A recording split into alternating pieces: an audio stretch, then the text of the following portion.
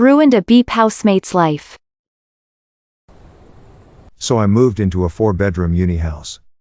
I knew 2 of my housemates, let's call them Abby and Ben. Due to unfortunate circumstances, our previously planned housemate didn't live with us, so we found a new one, Chloe. Chloe is a horrible housemate. This becomes apparent when they never paid any bills or rent on time, smokes like a chimney inside, against our agreement, leaves home for a few days leaving a big pile of washing up for us to do, including our pots and pans, scream gaming on their laptop all the way till 5 a.m., walls are thin. Just to name a few things. Basically they suck. So it gets till about 4 months in, we cannot stand Chloe. So have a house meeting. Basically we sit there and try to explain how we would prefer they don't scream at their laptop, I assume gaming, until 5 a.m. every night as all of us get up early. Everything we bring up Chloe denied it. We have each lent Chloe a month's rent and bills too, and Chloe hasn't paid any of us back, over $1,000 between us. Chloe denied it, saying I don't owe you. This point me, Abby and Ben are all pretty pissed. Then a few weeks later was a Saturday night, and being students Abby and Ben and me invited friends round for pre-drinks. We asked Chloe first, they said they would be out, so that's fine. Turns out they finished work early, so they came home and were shocked to find people there, went up to their room. They kept coming down and turning the music down, it wasn't even loud in the first place. Chloe got so angry and threw my speaker out the window. I didn't see Chloe do it, but loads of people told me so. I'd had enough. I went to go get my speaker, Chloe came with me to my surprise. And as Chloe left in full viability of me keep my car parked on the driveway. I got up with my speaker and shouting as she walked off.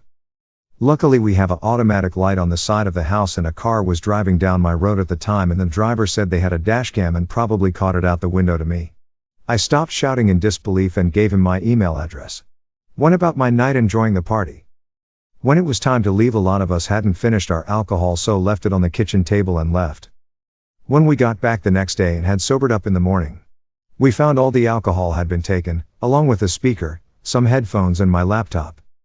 Now I was really pissed. The revenge. I logged into my housemate's laptop on my email. This guy had pulled through, sent me a small clip of Chloe keying the car along with several close-ups still showing the key in contact. I first confronted Chloe asking if they knew where my stuff was, while Abby and Ben secretly recorded on their phones. Things got heated and they looked like they were going to fight me. I am big guy, 6'4", and am really not scared. I am basically just pissing Chloe off. Chloe then swung her fists at me a few times, making contact. I didn't fight back. I put my hands and arms over my head and face. Chloe then stomps off thinking they won. Let me remind you, Abby and Ben were recording. I call the police. They show up. I basically say I have good reason to believe Chloe stole my alcohol and other possessions. They go up and knock on Chloe's door. Go away. They can't go in without a search warrant. I file a report about assault, and the things stolen relating the two. The police are very nice and basically tell me how to fill it in. They come back the next day with warrant for Chloe's arrest for assault and battery. They then search her room and find all the stolen alcohol bottles, my headphones, which clearly were mine as they only paired with my phone, and my laptop and damaged speaker. I sued Chloe. And won. I had indisputable evidence along with witnesses for all the events. I got $3,000 for car, speaker and rent Chloe owed us. And an additional $5,000. Chloe went to prison for resisting arrest, assaulting a police officer, assault, destruction of property, theft and battery. Chloe still had to pay rent for her room, which we used as a gym. Edit, changed they to Chloe tried to use correct pronouns, but clearly it just confused people. Also, to the people saying why I bothered, to get my car repaired was going to cost me over $1,000, my speaker was decent $250 new, headphones were $300 and laptop, I do comp sci, $1,600 new. Alcohol was right after a party with like 20 people, so I'd guess there was over 100 left. I got the laptop and headphones back undamaged. Edit 2. People seem to care more about if it is a legit story than if they actually enjoyed reading it. I didn't post this to be quizzed on every little detail. I skipped what I thought was irrelevant, else it would be a novel. My story is factual, as I am sure a lot of stories on here are, but I will not be posting any videos or photos that might comprise anyone in the story's identity. I hope people can respect this.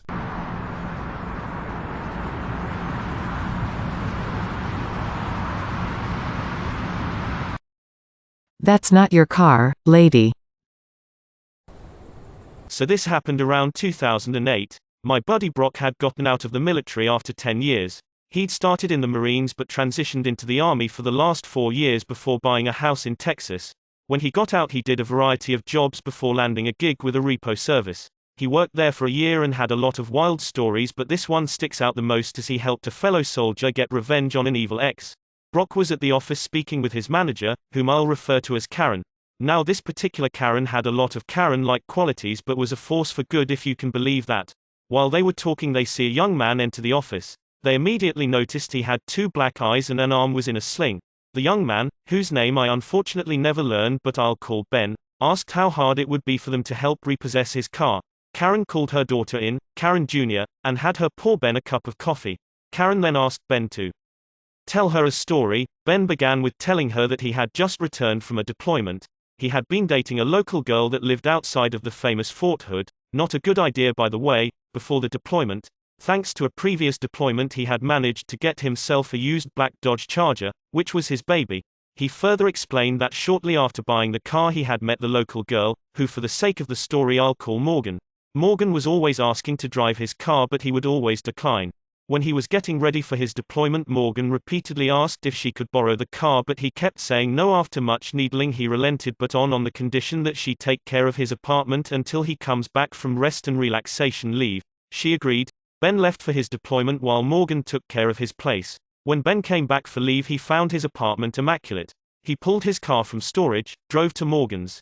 He spent a few days with her before handing her the keys and heading to his home state to visit family before returning to his deployment. He returned again from his deployment and found nothing but trouble. When he walked into his apartment he found a layer of dust on just about every surface. It was almost like no one had been there in months. When he checked his bedroom he'd found his room had been torn apart, all of his drawers had been searched and upturned. He tried to call Morgan but never received an answer. He located his safe, which was hidden, and found it hadn't been touched. He then grabbed his spare key from the safe, called a buddy of his and they went to Morgan's. As they pulled up to Morgan's he saw a car there that he initially didn't recognize but as they got closer he realized it was his baby.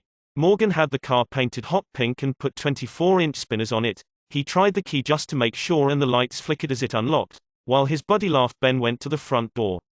And Morgan answered.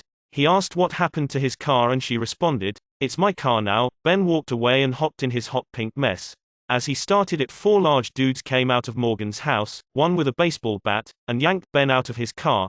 They proceeded to beat the crap out of him in the driveway before his friend intervened, pulling his conceal and carry pistol on the group. He then took Ben to the hospital.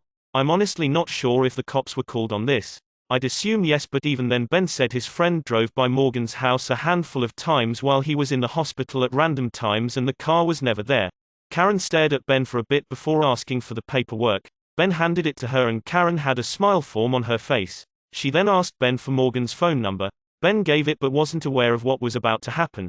Karen handed the phone to Karen Jr. who then dialed the number. Karen Jr. then began speaking to Morgan, telling her that they'd met at one of the local clubs and wanted to know if she was down to party that night. Apparently Morgan agreed and the plan was set. Brock parked his tow truck at the club and waited. Sure enough Morgan showed up with the pink monster, parked it, and went inside with some girlfriends. Brock gave them 5 minutes before he stealthily drove up to the car and hooked it up. As he was pulling out with the pink monster Morgan walked out of the club. She saw her car in the tow truck and began trying to flag Brock down but he was already out of there. The next day it was business as usual at the office when Morgan called. She was furious that her car was stolen by them and wanted it back.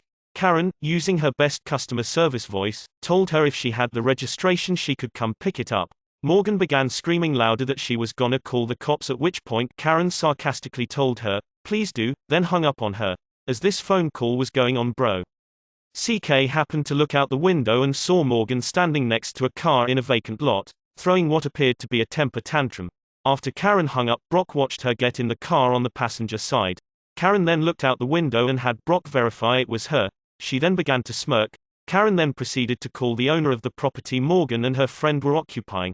She told the owner about the car and asked if he wanted it towed. The owner okayed it. Brock then drove his truck over to the ladies in the car and introduced himself. They tried to explain that they were waiting for Morgan's boyfriend but Brock insisted they weren't allowed to park there. They argued and called him every name in the book. Brock then hooked up their car and lifted it partially off the ground, forcing the two to exit the vehicle. They tore into him until he showed them the tow order. While this back and forth was going on, Ben arrived at the office and Morgan saw him walk in. She ran to the office door and Brock proceeded to lower the car. When Brock went back to the office, all hell had broken loose. Morgan apparently tried to snag the keys back from Ben, but he pocketed them. She began to hit him in his hurt arm and warned Ben that she'd call her friends to finish the job if she didn't get her keys back. Karen Jr. had already called the cops at this point and Brock got in between Ben and Morgan, even telling Morgan to try hitting him to find out what would happen. Morgan then tried to play the pity card and said she only wanted the keys to get her laptop out for school. Karen asked Ben to hand the keys over to Brock so he could grab the laptop. Brock retrieved the laptop from the car and as he was handing it over, she rushed to aggressively grab it but knocked it from Brock's hands. Completely furious at this point, Morgan accused Brock of dropping the computer on purpose and threatened to sue. The cops then arrived and Morgan began her sob story again, telling the police that they stole her car. The police questioned Karen and Karen gave her casual smirk while asking if they wanted to see the security videos. The police watched and listened as Morgan punched Ben several times and heard the threats she made about sending her friends after him. The police then turned to Morgan, who had turned ghost white at this point. She tried to back her way to the door but the police stopped her. They proceeded to ask about the car, Ben's injuries, and who she planned on sending after him. She initially denied everything but they already had evidence on her beating him up. She was arrested and Ben got his car back. After the cops left, Ben admitted he didn't want to be seen in a car that looked like it was advertising Pepto-Bismol and planned on trading it in for a GTO. We later heard through the grapevine that the 4 guys who beat up Ben were arrested. Morgan had ratted them out. Brock had a few more stories but none of them were nearly as good as this one. Edit, damn, barely an hour and it's blown up a bit. Thanks guys. Also TLDR, evil girlfriend tried to steal a car from her boyfriend, had him beat up, but a friendly Karen helps get it back. Edit 2, wow, thanks for all the support guys. I love that so many have enjoyed this story. So I've had a few people try to refute this story and I assure you this story is true. I have no reason to lie to anyone about this. Also some people are asking how this is considered pro-revenge. While Ben didn't personally get the revenge, Karen was the instrument of Morgan's destruction. She set Morgan up to lose the car after Ben and his friend couldn't locate it on their own. Morgan's fate was more or less her own doing. She believed that she could strong-arm an injured man with multiple witnesses while making threats. Also, while gang activity was fairly high in the Killeen, TX area, I'm not 100% on if they were connected to any gangs. I just want to throw that last part out there. May your day be filled with joy and happiness. And please remember to like, share, and subscribe for more quality content every day.